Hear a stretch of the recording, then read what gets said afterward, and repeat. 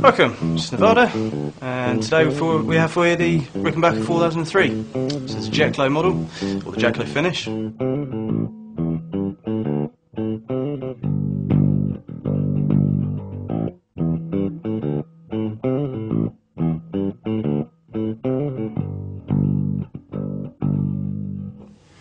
We have one, the fabled, the legendary, one-of-a-kind 4003. Up there with the best, Fender Precisions, Fender Jazz basses, Rickenbacker 4003, probably one of the most identifiable basses we've seen in the last 50, 60 years, 70 years, since the bass was born probably.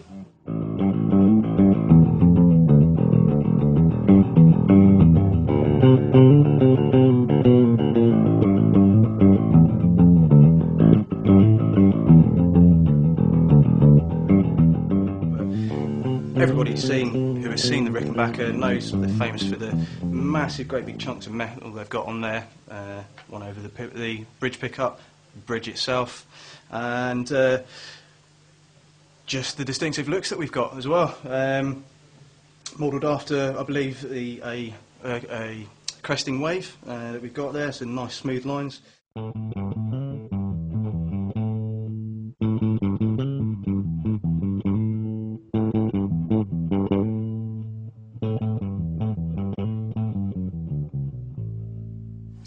You can do pretty much whatever you want on it.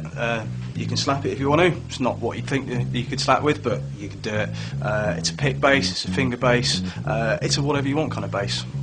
You've got loads of punchy, growly mids in there, loads of smooth bottom end as well. Coupled with the fact that you've got a three-way selector switch. So we've got bridge pickup, which is nice and raunchy, really growly. We've got mid position, which is both pickups on. Tends to sound a bit more scooped, so that's where you can get your sort of more funkier sounds if you want. And then we've got the neck pickup as well, which is a really plummy kind of sound, close to precision, but I like to describe it as a sort of chocolatey kind of sound. It's really thick and really smooth as well, quite a dense kind of sound. Perfect for your Paul McCartneys who want that sort of really thick kind of sound. Now, something that Rickenbacker have brought out as of, I think, a couple of years ago now.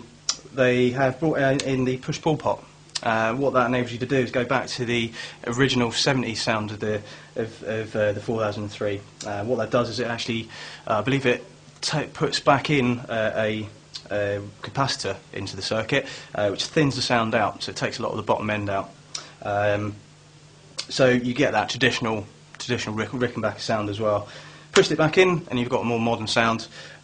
This is the sound that I'm used to from my Rick that I used to have. This is before they had this switch back in there. So it gives you a full, more modern kind of sound. Gives you the lows as well. In the out position, you've got quite a few options you can use for it. As you can see on the bottom, we have two jacks. So we've got a mono jack, which is both pickups wide to the mono jack, and we've also got a stereo jack as well, which is for the neck pickup. What that'll allow you to do is send the bridge pickup to 1 amp and the neck pickup to another amp as well. So, for instance, Chris Squire would have taken it to possibly a guitar amp, I believe, and also a bass amp. It means you can treat both signals independently. With that switch in the out position, you've got a nice combination of bright and raunchy, coupled with that thick, real deep sort of sound. Taken with those two outputs, you can have pretty much any sort of sound you want, really.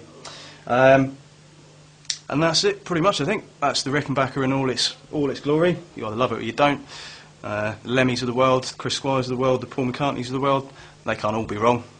So here we have it, the Rickenbacker 4003, now in stock. Come down and try it out.